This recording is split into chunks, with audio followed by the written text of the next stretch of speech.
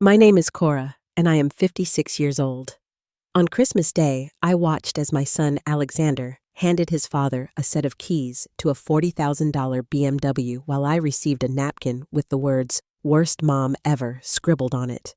25 years of sacrifice reduced to a cruel joke. I made a decision that day that would change everything.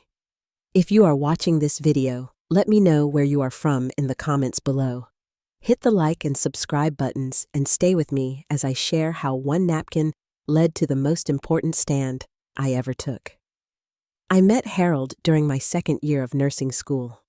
He was a law student with ambition in his eyes and charm in his smile. We married shortly after graduation, both of us 25 and ready to build a life together. Harold joined a small law firm while I worked night shifts at the local hospital to support us. We lived in a tiny apartment, saving every penny toward Harold's dream of starting his own practice. When I became pregnant with Alexander 2 years later, Harold was thrilled. He painted the nursery himself, talking to my growing belly about the empire he would build for his son. Alexander was born on a rainy April morning, a beautiful baby with his father's sharp blue eyes and my curly brown hair. "He will have everything we didn't," Harold promised as we stood over the crib that first night. For the next 18 years, I poured my heart and soul into our family. I reduced my hours at the hospital to care for Alexander, while still bringing in enough to support Harold as he climbed the legal ladder. I packed lunches, attended school events, nursed fevers, and cheered at soccer games, all while working 12-hour shifts 3 days a week. When Alexander was 10, Harold finally opened his own law firm specializing in corporate law. Success came quickly as Harold had a talent for finding wealthy clients. Our financial situation improved, but Harold was rarely home. I became both mother and father to Alexander, explaining away Harold's empty chair at dinner tables and school performances. "Your dad is working hard for our future," I would tell Alexander, believing it myself. As the firm grew, so did the distance between Harold and me. He began working later, taking business trips that stretched from days to weeks. I suspected the affairs long before I found evidence, but I kept quiet for Alexander's sake. Our son was a teenager by then, sensitive and struggling to find his place. I didn't want to shatter his world. The changes in Alexander started subtly during his high school years. He began to idolize his father, impressed by the expensive suits, luxury car, and stories of high-profile cases. Simultaneously, he grew more critical of me. My career as a nurse, once a source of pride, became something he rarely mentioned to friends. My advice, once sought after, was now dismissed with eye rolls and sighs. "Mom, you just don't understand how things work in the real world," he would say, parroting Harold's frequent criticism of my simple worldview. The summer after Alexander's high school graduation, Harold came home and announced he wanted a divorce. He had found someone new, a paralegal at his firm named Samantha, who was 15 years younger than me. "I need someone who understands my world," he said, as if 23 years of supporting his dreams meant nothing. I was devastated, but not surprised. The surprise came when Alexander sided completely with his father. Harold had crafted a narrative over the years, telling Alexander that I held back his ambitions, that I didn't support his success, that I was jealous of his accomplishments. Somehow, in Alexander's eyes, I had become the villain in our family story. During the divorce proceedings, I was emotionally shattered and made a decision I would later regret. To spare Alexander further pain, I agreed to Harold's terms without fighting. Harold, using his legal expertise, manipulated the paperwork and convinced me to sign away rights to assets I didn't even know existed. He walked away with everything: the house, the investments, the retirement accounts. I received a small settlement that barely covered a year's rent. "You're being very reasonable, Cora," Harold's lawyer had said with a smile that didn't reach his eyes. "Very reasonable indeed." After the divorce, I moved into a small one-bedroom apartment across town and fell into a deep depression. I took extra shifts at the hospital to keep myself busy and pay the bills. Meanwhile, Harold bought a mansion in the most exclusive neighborhood and began showering Alexander with expensive gifts. A car for his 19th birthday, a fully funded trip to Europe after his first year of college, a Rolex watch, just because. Each time Alexander visited his father, he returned more distant from me. Phone calls became shorter, visits became rarer. When we did speak, he would casually mention his father's latest success or acquisition, watching my face for signs of jealousy or bitterness. "Dad says you could have had a better career if you had been more ambitious," he told me once. "He says he tried to encourage you, but you were content with mediocrity." Those words stung deeper than any others. I had postponed my dream of becoming a nurse practitioner to support Harold's career. I had worked nights and weekends to pay for Harold's law school. I had been the one to care for Alexander when he had chickenpox, when he broke his arm in 6th grade, when he struggled with algebra. But somehow, Harold had rewritten our history, and Alexander believed every word. Despite the rejection, I continued reaching out. Birthday cards that received no acknowledgement, holiday invitations that were declined last minute, care packages sent to his college dorm that he never mentioned receiving. I held on to hope that time would heal whatever rift Harold had created, that eventually Alexander would remember the truth of his childhood. "He will come around," my friend Dorothy would assure me over coffee. Children always do. But as months turned to years, that hope grew thinner. By the time Alexander was 23 and in his final year of business school, we were down to obligatory holiday gatherings and occasional text messages. I tried dating a few times, but the dates always ended the same way, with me making excuses to leave early, my heart still too broken to let someone new in. Instead, I focused on rebuilding my career, finally enrolling in a nurse practitioner program I had deferred for decades. Small victories kept me going, but the Alexander-shaped hole in my life remained unfilled. Last December was particularly difficult. I had just turned 56, marking another birthday with only a brief text from Alexander. "Happy birthday, Mom. Hope it's a good one." No call, no visit. Meanwhile, social media showed me pictures of him celebrating at Harold's house the weekend before, everyone smiling beneath a banner for Harold's 50th. The holidays loomed ahead, and I dreaded another Christmas of forced politeness and thinly veiled contempt. Still, I accepted Harold's invitation to Christmas Day dinner, the arrangement we had settled into over the past few years. I would come to his home, exchange gifts, endure a few hours of conversation, and leave with my dignity barely intact. My apartment felt especially small that winter. The heating worked sporadically, and I often slept wearing 2 sweaters beneath my blankets.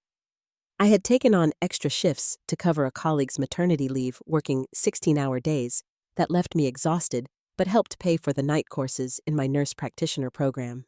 Each evening, I would collapse onto my second-hand couch and check my phone, hoping for a message from Alexander. Most nights, there was nothing. Occasionally, I would see Instagram updates of his life, business school events, parties with friends, dinners at expensive restaurants, often with Harold present in the photos.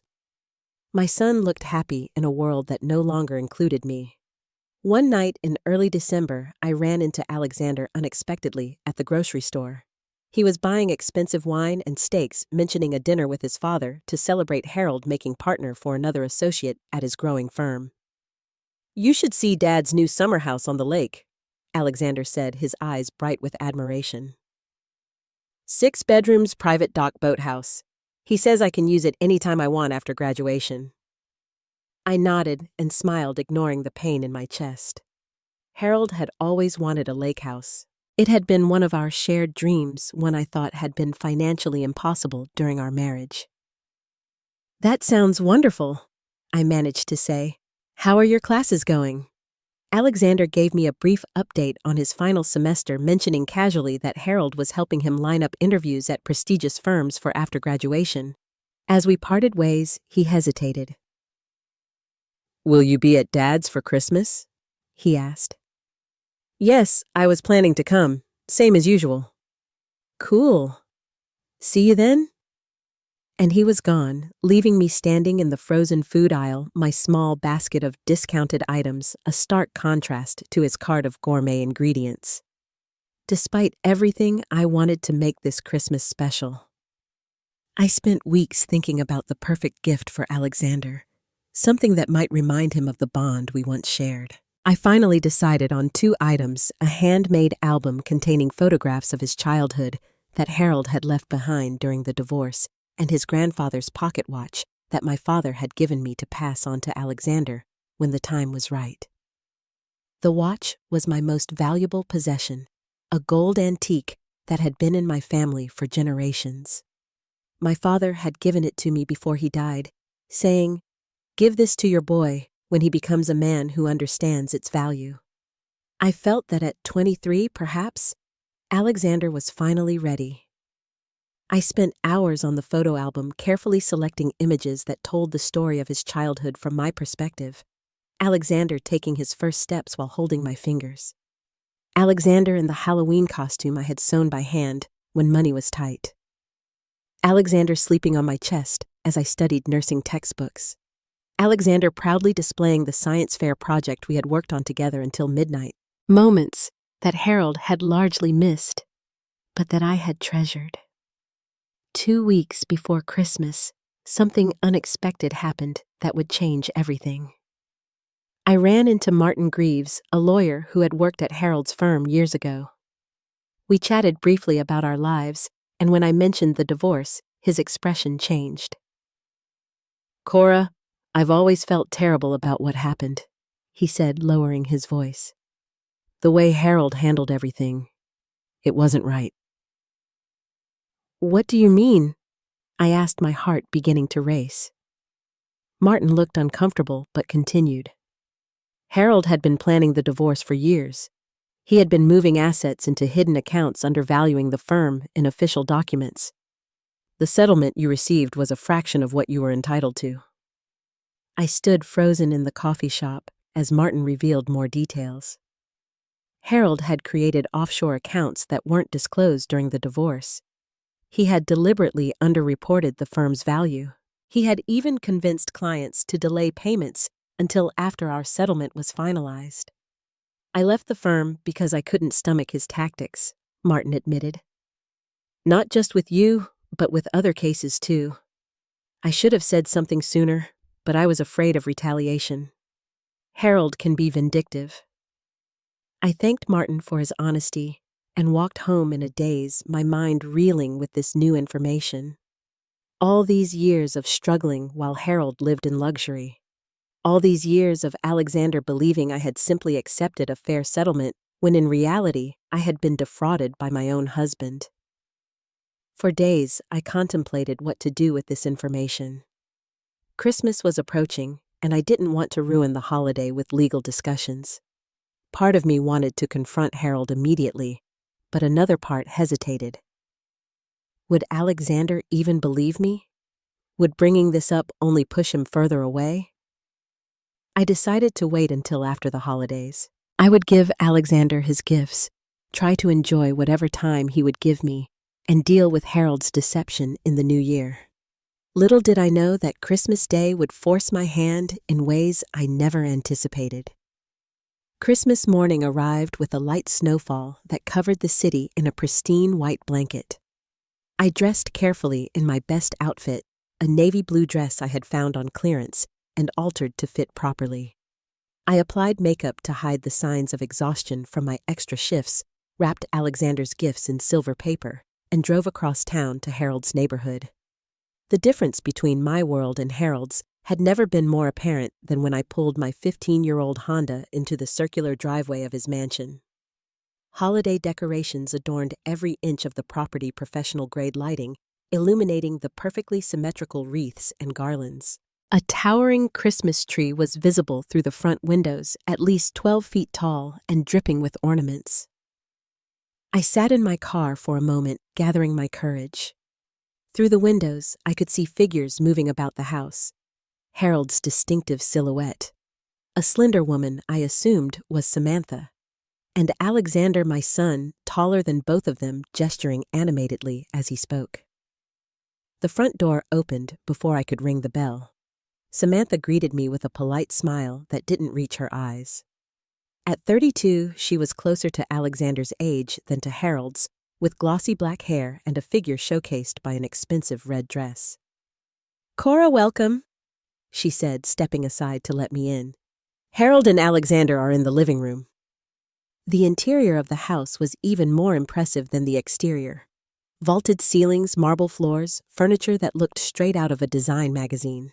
The Christmas tree I had glimpsed from outside was even more magnificent up close, surrounded by a small mountain of beautifully wrapped packages. Harold approached with a glass of champagne in hand, looking every bit the successful attorney in tailored slacks and a cashmere sweater. At 50, he was still handsome, though his once dark hair was now silver at the temples. "Merry Christmas, Cora," he said, handing me a glass of champagne. "You look well." Before I could respond, Alexander entered the room.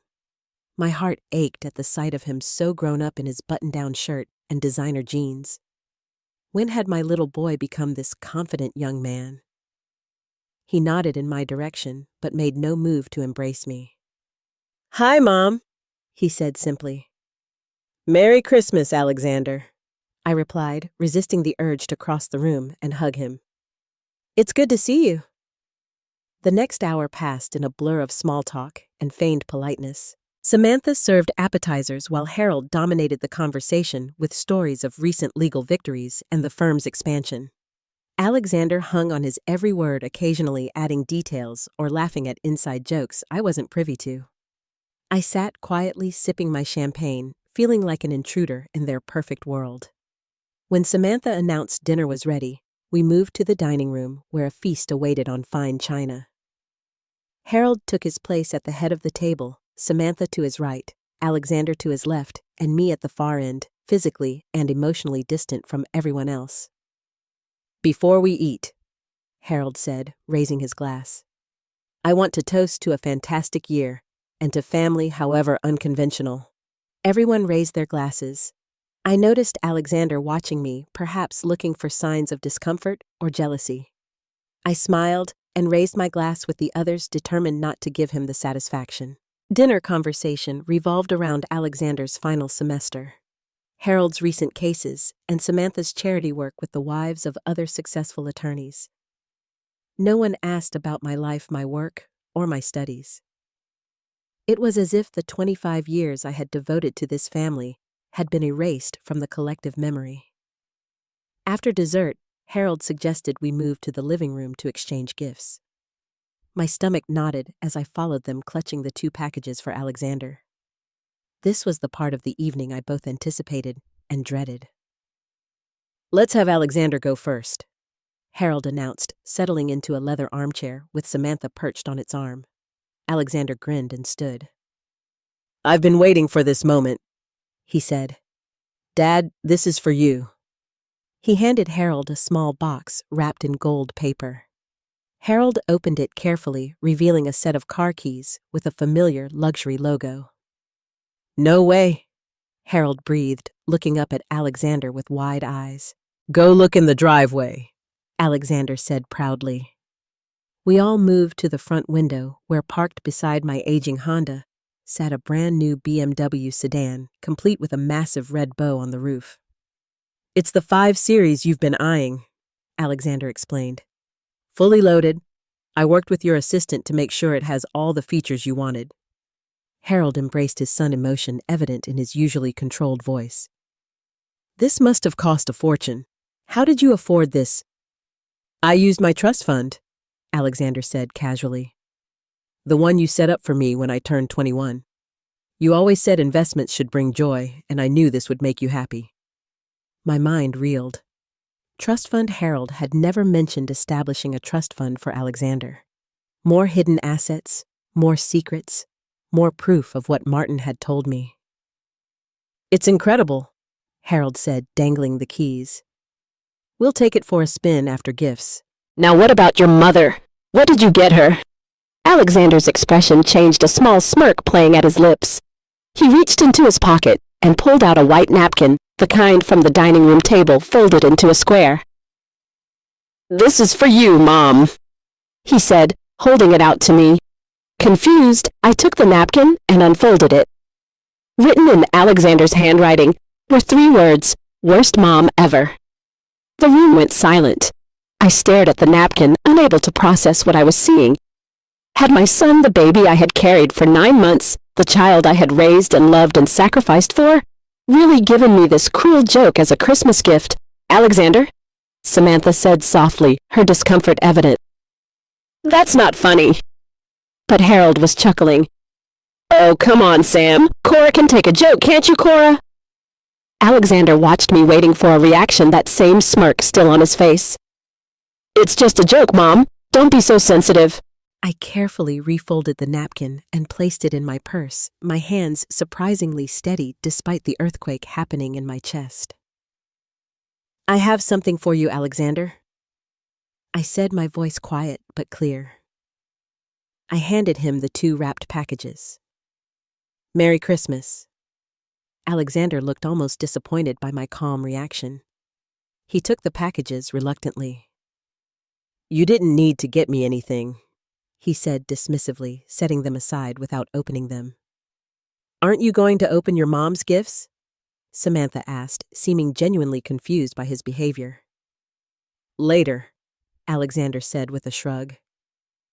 "Dad, let's go check out the car." Harold was already heading for the door keys in hand. "Coming, Sam," he called over his shoulder.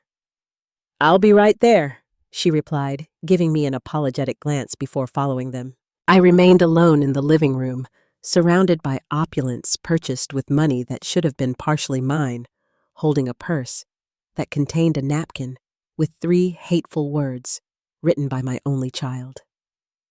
Something broke inside me in that moment, but something else, something stronger, began to form in its place. I quietly gathered my things and left without saying goodbye, the sounds of exclamations over the new car floating from the driveway as I slipped out the back door. No one noticed my departure. No one called to check if I had arrived home safely. I drove back to my small apartment in silence, the napkin burning a hole in my purse. I didn't cry when I got home. I thought I would, but instead, a strange calm washed over me as I hung up my coat and kicked off my shoes. I took the napkin from my purse and placed it on my kitchen counter, staring at it under the harsh fluorescent light. "Worst mom ever?" The words stared back at me, written in the handwriting I had once helped form, guiding a small hand over letters and numbers. The same hand that had once reached for me in the night after bad dreams. The same hand that had made me countless Mother's Day cards with hearts and "I love you" written in crayon. My phone rang, startling me from my thoughts. It was Dorothy, my oldest friend and fellow nurse. "Merry Christmas, honey," she said when I answered. "How was the lion's den?" I told her everything, my voice growing stronger with each word. The car, the napkin, the gifts left unopened. "That little jerk," Dorothy said, her usual diplomacy abandoned in the face of her anger. And Harold laughed. "I always knew he was a snake, but to encourage that kind of disrespect." "I've been such a fool," I said, the realization hitting me fully. All these years thinking if I just kept trying, Alexander would remember who really raised him. All these years struggling while Harold lives like a king off money he hid from me. "What are you going to do?" Dorothy asked. The question hung in the air as I considered my options. I could continue as I had been, accepting the scraps of attention Alexander would give me, hoping one day he would see the truth. I could confront Harold privately about the fraud Martin had described. Or, "I'm going to fight back," I said, the decision crystallizing as I spoke the words. Harold defrauded me in our divorce. He hid assets, lied about the value of his practice, manipulated me when I was emotionally vulnerable. It's time I stood up for myself. "It's about damn time," Dorothy replied. "But Cora, this won't be easy. Harold has resources connections." "So do I," said, thinking of Martin Greaves and his guilty conscience. And I have something Harold doesn't have: the truth. The next morning, while most people were still celebrating Christmas, I was on the phone with Jessica Thompson, a former colleague of Martin's, who now specialized in divorce fraud cases. She agreed to meet me that afternoon, despite the holiday. Jessica's office was small, but professional, tucked into a converted Victorian house downtown. She listened carefully as I recounted my marriage, the divorce, and what Martin had told me. She took notes, occasionally asking for clarification on dates or specific assets. "Unfortunately, what you're describing is more common than you might think," she said when I finished. "Especially with attorneys who know how to manipulate the system. But there's good news: the statute of limitations hasn't expired, and if we can prove fraud, the court can reopen the case and reassess the division of assets." "What do you need from me?" I asked, a spark of hope lighting within me. "Everything you can remember. Bank statements, tax returns, property records from during your marriage, and we need to talk to Martin Greaves, officially get his statement on record." Over the next few days, I threw myself into gathering evidence. I dug through old files, contacted former friends who might have information, and worked with Jessica to build a case. Martin agreed to provide a sworn statement revealing details about Harold's systematic concealment of assets, including offshore accounts in the Cayman Islands, and a shell company that owned several commercial properties. Jessica discovered that Harold had undervalued his law firm by millions during our divorce proceedings. He had temporarily transferred clients to colleagues only to take them back after the divorce was finalized. He had delayed collecting fees until after our settlement, creating the illusion of less income. Most shockingly, we found evidence of a trust fund Harold had established for himself, using marital assets, a fund that had grown to over $5 million in the years since our divorce, completely unknown to me and untouched by our settlement. "This is actually good," Jessica said, reviewing the documents.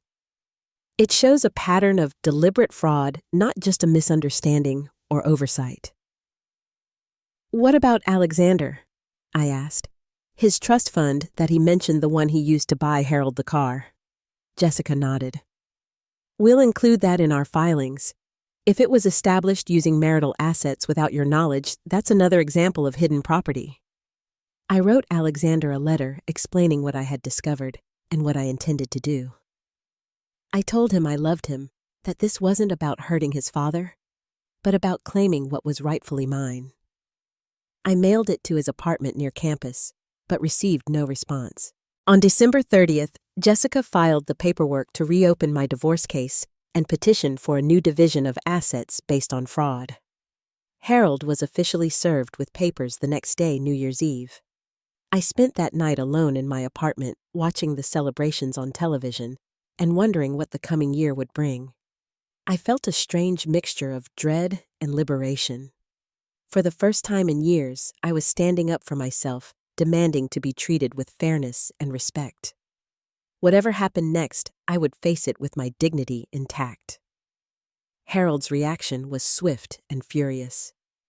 He called me on New Year's Day, his voice tight with rage. "What the hell do you think you're doing?" he demanded when I answered the phone. "Seeking justice," I replied calmly. "Something I should have done years ago." "This is ridiculous," he spat.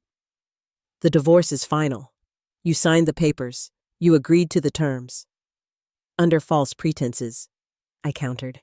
"You committed fraud, Harold. You hid assets, lied about your income, manipulated the process using your legal knowledge against me." "You'll never prove anything," he said, his tone shifting to one of dismissive confidence. "And even if you try, I'll bury you in legal fees. Have you forgotten who I am in this town? Which judges play golf with me? Which law firms would never dare to cross me?" "Times have changed," I said, "and so have I. I'm not the same broken woman who signed those papers 5 years ago." "Think about Alexander," Harold said, playing his trump card. "How do you think he'll feel about you dragging his father through the mud? You'll lose him forever if you pursue this vendetta." The mention of Alexander stung, but I held firm. "This isn't a vendetta. It's justice. And if Alexander can't understand that, then I've already lost him, haven't I? Harold's voice turned cold. You'll regret this, Cora. I promise you that. He hung up, but his threats lingered in my apartment long after the call ended. I knew Harold well enough to know he wouldn't stop at angry words. He would use every weapon in his considerable arsenal to fight me. Sure enough, the next day, Jessica called to tell me that Harold had attempted to contact her former law partners, suggesting they pressure her to drop my case. It didn't work, Jessica assured me. If anything, it just confirmed what kind of person we're dealing with, and it's all documented now, which doesn't look good for him. Harold's next move was to have his attorney file motions to dismiss our case, claiming the statute of limitations had expired and that I was simply experiencing settlement remorse. Jessica countered with evidence that the fraud had only recently been discovered, which reset the limitations period. A week after the legal proceedings began, Alexander called me. His voice was cold, his words calculated to hurt. "What are you doing, Mom?" he demanded. "Dad told me everything. How you're trying to extort more money from him after all this time." "That's not what this is," I said, my heart racing at finally hearing his voice. "Your father lied during our divorce. He hid millions of dollars from me from the court." "Right," Alexander scoffed. "Dad said you'd say that. He said you've always been jealous of his success, that you can't stand to see him happy with Samantha, that you're bitter because your life didn't turn out the way you wanted." "Is that what you believe?" I asked quietly. "I know Dad," he said firmly. "He wouldn't lie to me. He's never let me down." "And I have." The question hung in the air between us. "You gave up," Alexander said after a pause. "During the divorce, you just rolled over and took whatever settlement they offered. If you really cared about our future, about me, you would have fought for more than not now when Dad is finally happy." I closed my eyes against the pain of his words. "Alexander, I didn't fight then because I was trying to protect you. I was devastated, exhausted, and your father used that against me. He deliberately misled me about our assets." He said, his voice dripping with sarcasm. "It's always someone else's fault, isn't it? Never yours. Well, guess what? I'm not a child anymore. I can see through your victim act." Before I could respond, he continued, his voice rising. "Just stop this lawsuit. You're embarrassing yourself, and you're hurting me in the process. Is that what you want? To hurt me?" "No," I whispered. "I would never want to hurt you." "Then drop it," he said firmly. "Let it go. Move on with your life, and stop trying to punish Dad for being successful." He hung up before I could explain further. I sat on my couch, phone in hand, tears finally coming after days of stoic determination. Dorothy came over that evening with wine and chocolate, letting me cry on her shoulder. "He's been poisoned against you," she said, stroking my hair like she used to when we were college roommates sharing heartbreaks. "Harold has had years to craft his narrative.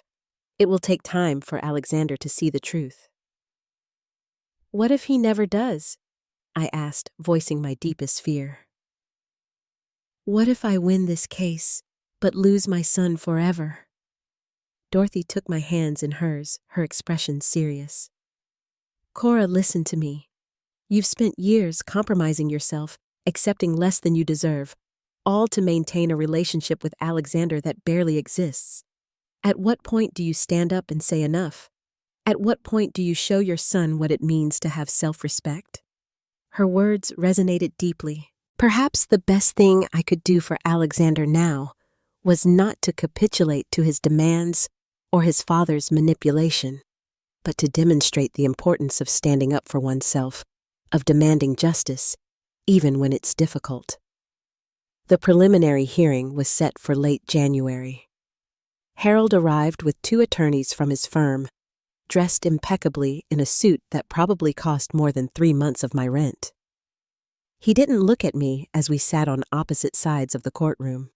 Jessica presented our evidence, methodically laying out the trail of hidden assets, the offshore accounts, the undervalued properties, and the testimony from Martin Greaves.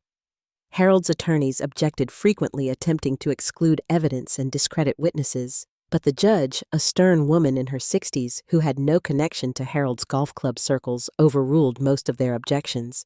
When Harold took the stand, his demeanor was confident, almost smug. He spoke about unfortunate misunderstandings and standard business practices. But Jessica was prepared. She presented document after document showing discrepancies between what Harold had disclosed during our divorce and what his actual holdings had been. "Mr. Thornton," Jessica said, holding up a statement from a Cayman Islands account, "can you explain why this account containing $1.6 million was not included in your financial disclosures during your divorce from Mrs. Thornton?" Harold's composure slipped slightly. "That account was established after the divorce was finalized." "Really?" Jessica produced another document. "Because according to this transfer record, the initial deposit was made 6 months before you filed for divorce using funds from your joint business account with Mrs. Thornton." As the evidence mounted, Harold's confident facade cracked further. By the end of the day, even his attorneys looked concerned. The judge ordered a full financial audit and scheduled a follow-up hearing. Outside the courtroom, I noticed Samantha waiting, her expression troubled. As Harold spoke with his attorneys, she approached me hesitantly. "I didn't know," she said quietly, "about any of this. He told me the divorce was amicable, that you had received a fair settlement." I nodded, unsure what to say. She wasn't the enemy, just another woman who had believed Harold's lies.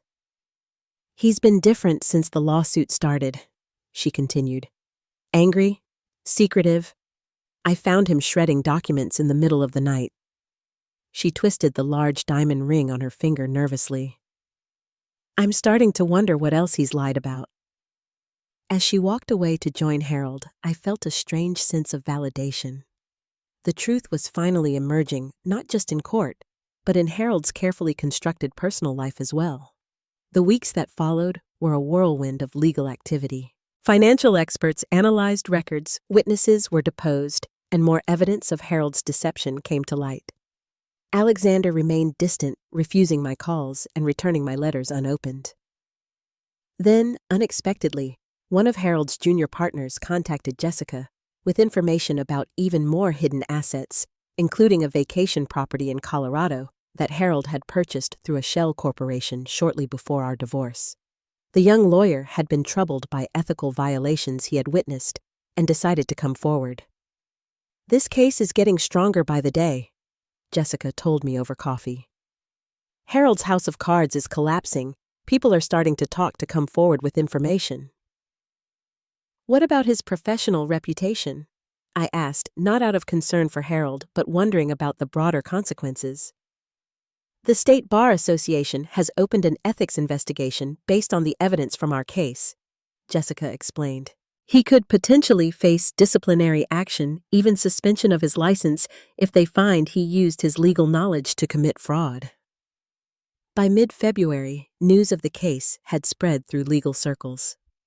I heard from Dorothy that Samantha had moved out of Harold's mansion, unable to reconcile the man she thought she knew with the one being exposed in court. Harold's firm was losing clients as the allegations became public. His carefully crafted image as a respectable attorney was unraveling. Through it all, my concern for Alexander remained. I continued to reach out, leaving voicemails and sending texts that received no response. I worried about how he was coping with the public exposure of his father's actions, whether he was still clinging to his belief in Harold's innocence. On a cold March morning, the judge issued her ruling. "The evidence of fraud was overwhelming and incontrovertible," she stated. She vacated our original divorce settlement and ordered a new division of assets that granted me 50% of all marital property, including the value of Harold's firm at the time of our divorce, plus interest, the hidden accounts, and the properties purchased with marital funds. The final judgment awarded me $2.5 million and ownership of one of the investment properties, a small apartment building that would provide steady income. Harold was also ordered to pay my legal fees and a penalty for the fraud. As we left the courtroom, Harold avoided my gaze, his face ashen. His perfect world had crumbled, not because I had sought revenge, but because I had finally sought truth. "Congratulations," Jessica said, squeezing my hand. Justice was delayed, but not denied. I felt no joy in Harold's downfall, only relief that the fight was over and that I had finally stood up for myself. As I walked to my car, I wondered if Alexander had heard the news yet and what he might be thinking. I didn't have to wonder long. Exactly 1 week after the ruling, my phone rang with Alexander's number. My hand trembled as I answered. "Alexander?" I said, hardly daring to hope for a friendly conversation. There was a sound on the other end that I couldn't immediately identify. Then I realized my son was crying. "Mom!" he choked out between sobs. "Mom, don't do this. Please don't leave me." "Alexander, what's wrong?" I asked, my heart racing at the sound of his distress. "What happened?" "Dad showed me the door," he said, his voice breaking. "He said I was a reminder of his failure, that he couldn't look at me without thinking of you and the case. He told me I'm cut off, that the remaining trust fund is frozen. He was like a different person, Mom. Cold. Cruel." I closed my eyes, pain and vindication washing over me in equal measure. "Where are you now?" "At my apartment near campus," he said, sniffling. "But I don't know how I'll pay rent next month. Dad was covering everything." "I'll help you," I said, automatically, maternal instinct overriding the hurt of recent months. "Why would you help me?" he asked, his voice small. "After how I treated you, after the napkin." The mention of the napkin brought a fresh wave of pain, but I pushed it aside. "Because I'm your mother. That hasn't changed, regardless of what's happened between us." There was a long pause, filled only with the sound of Alexander's uneven breathing. Then, in a voice so quiet I could barely hear it, he said, "I found the letters." "What letters?" I asked, confused. "The ones you wrote me. Dozens of them from the years after the divorce. Dad had them in his office in a box. I was looking for some documents he asked for, and I found them. Letters I never knew existed, birthday cards, notes of encouragement. You wrote me every week, didn't you?" My throat tightened. "Yes, every Sunday night." "He told me you barely tried to contact me," Alexander said, anger edging into his voice. "He said you were too busy with your new life to bother with regular communication." "There was no new life," I said simply. "Just work and missing you." Alexander was quiet again, then said, "I found something else too. Your old journal from when I was little. Dad must have taken it during the divorce. I read some of it, Mom. The entry about working double shifts to pay for my asthma medication. The one about pawning your mother's jewelry to cover Dad's law school application fees. The one where you wrote about falling asleep standing up because you'd been awake for 40 hours between caring for me when I had the flu and covering a coworker's nursing shift." Memories flooded back, painful and sweet. Those early years of struggle and sacrifice recorded in a journal I had thought lost during the move after the divorce. "Dad told me you never supported his ambitions," Alexander continued. "He said you were jealous of his success, that you expected to be handed things without working for them. But that wasn't true, was it? You worked harder than anyone." "We both worked hard," I said carefully. "Your father built a successful practice. I just made different choices, prioritized different things." "Like me," Alexander said, the realization evident in his voice. "You prioritized me." "Always," I confirmed. There was a rustling sound on the phone, then Alexander asked, "Can I come see you tonight? I have your Christmas gift. I never opened it, but I want to now. If you still want me to have it." Relief and joy surged through me. Of course, I'll be home all evening. 3 hours later, a knock at my apartment door announced Alexander's arrival. When I opened the door, I hardly recognized my son. The confident, almost arrogant young man from Christmas was gone, replaced by someone with red-rimmed eyes and slumped shoulders. He clutched the 2 silver-wrapped packages I had given him, now slightly crumpled from being carried around. "Come in," I said, stepping aside. Alexander entered hesitantly, looking around my small apartment with new eyes. I wondered if he was noticing the worn furniture, the patched curtains, the water stain on the ceiling that my landlord had promised to fix months ago. "It's cozy," he said, and for once there was no judgment in his tone. We sat on the couch, an awkward silence stretching between us. Finally, Alexander held out the packages. "Can I open these now?" he asked. I nodded, watching as he carefully unwrapped the first package, revealing the handmade photo album. He opened it slowly, his expression softening as he turned the pages. "I remember this," he said, pointing to a photo of himself at 7, missing his front teeth and holding up a small trophy. "The science fair. We made that volcano together. You stayed up all night helping me after your shift at the hospital." "You were so proud," I said, smiling at the memory. "You wouldn't go to bed because you were worried the volcano wouldn't dry in time." Alexander continued through the album, each photo prompting a memory, a connection between us that Harold had tried to sever. When he finished, he set it aside gently and opened the second package. "Grandpa's watch," he breathed, lifting the gold timepiece from its box. "I always admired this when I was little." "He wanted you to have it," I said. "He said to give it to you when you became a man who understood its value." Alexander ran his fingers over the engraving on the back, his grandfather's initials intertwined with those of his grandmother. "Do you think I understand its value now?" I studied my son's face, seeing both the boy he had been and the man he was becoming, a man currently reconsidering everything he thought he knew. "I think you're beginning to," I answered honestly. Alexander slipped the watch onto his wrist, then looked up at me with eyes full of remorse. "I'm so sorry, Mom, for everything, for believing Dad's lies, for how I treated you, for that stupid, cruel napkin. I was trying to impress him to be the son he wanted." "I understand," I said, "and I did. Harold had a powerful presence, a way of making those around him want his approval. I had experienced it myself during our marriage." "I've been such an idiot," Alexander continued, his voice breaking again. "I bought him that car using money he had set aside for me, money that should have been partially yours. I treated you like you were nothing while he was manipulating both of us."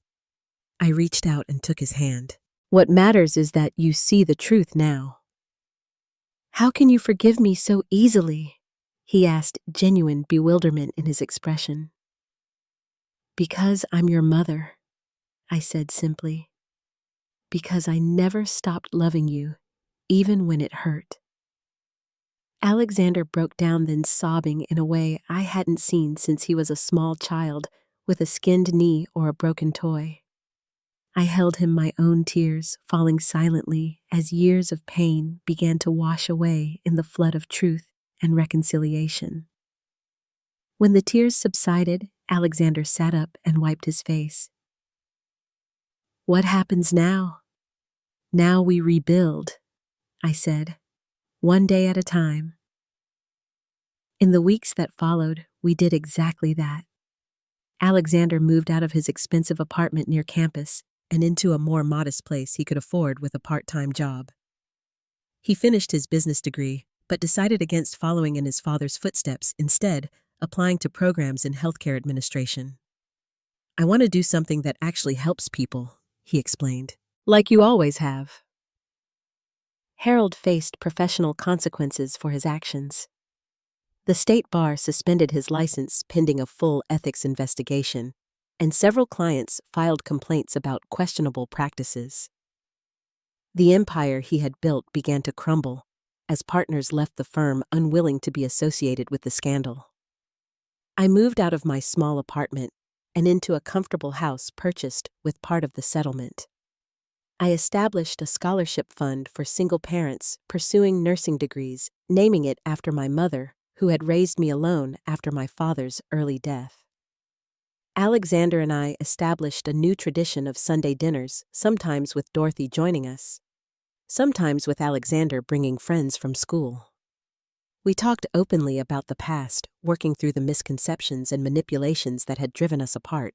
One evening, in early autumn, Alexander arrived for dinner with a young woman named Jasmine, a fellow student with a warm smile and gentle manner. As they talked about their plans after graduation, I noticed Alexander unconsciously touching his grandfather's watch, now a permanent fixture on his wrist. "Mom," he said during a lull in the conversation, "I've been meaning to ask, have you thought about dating again now that everything's settled with Dad?" The question surprised me. "Not really. It hasn't been a priority." "Well, my professor, Dr. Wheaton, asked about you," Alexander said, a sly smile playing at his lips. "He's the one who helped me with my application to the healthcare administration program. He's a widower, really nice guy. I might have shown him your picture." "Alexander," I exclaimed, feeling a blush rise to my cheeks. "Are you trying to set me up with your professor?" "Maybe," he admitted with a laugh. "He's taking me and some other students to a lecture next week. You could come along, meet him casually."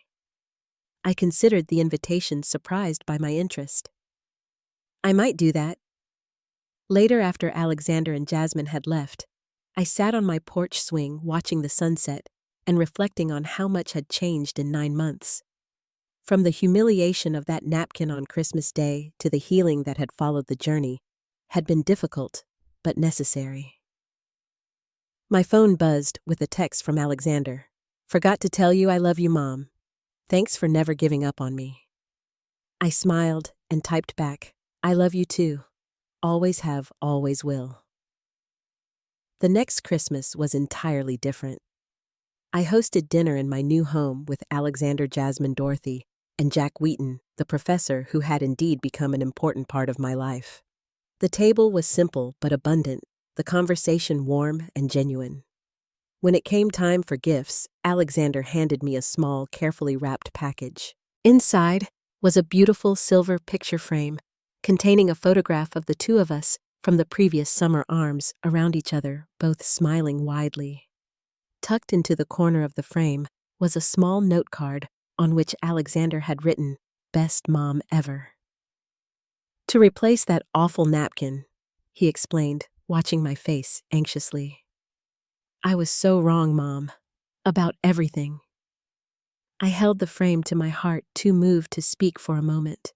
When I found my voice, I said, "It was never about being the best or worst, Alexander. It was just about loving each other through the hard times and the good ones." He nodded, understanding flowing between us. "I know that now." Looking back on that difficult journey, I realized that standing up for myself was the most important gift I could have given both to myself and to my son. By refusing to continue accepting less than I deserved, I not only reclaimed my financial security, but also showed Alexander what self-respect truly means. The settlement money changed my circumstances, but it was the courage to demand truth and justice that truly transformed my life. Harold had taken advantage of my vulnerability during our divorce, counting on my reluctance to fight him for fear of hurting Alexander. In the end, it was that very capitulation that had allowed Harold to poison Alexander against me. I learned that forgiveness doesn't mean accepting mistreatment. I forgave Alexander because he recognized his mistakes and worked to make amends. I even found a way to forgive Harold, not for his sake, but for my own peace of mind. Holding on to anger would only have continued to give him power over my happiness. If you're watching this and finding yourself in a situation where someone is taking advantage of your good nature or your desire to keep the peace, remember my story. It's never too late to stand up for yourself, to demand the respect and fairness you deserve. The road may be difficult, relationships may be tested, but living authentically in your own truth is worth the struggle. Today, Alexander is completing his master's degree in healthcare administration. We recently opened a small clinic together in an underserved area of our city, combining his business knowledge with my medical experience. Jack and I are engaged to be married next spring, a second chance at love I never expected to find. And that napkin with its cruel message, I kept it as a reminder of how far we've come, tucked away in a drawer next to the frame that replaced it. Sometimes, the greatest gifts come disguised as painful lessons. What about you? Have you ever had to make a difficult choice between keeping the peace and standing up for yourself? What happened when you finally drew a line and refused to accept less than you deserved? Share your story in the comments below. And if you found value in my journey, please like this video, subscribe to the channel, and share it with someone who might need to hear that it's never too late to reclaim their worth. Thank you for listening, and remember, your value is not determined by how others treat you, but by how you choose to treat yourself.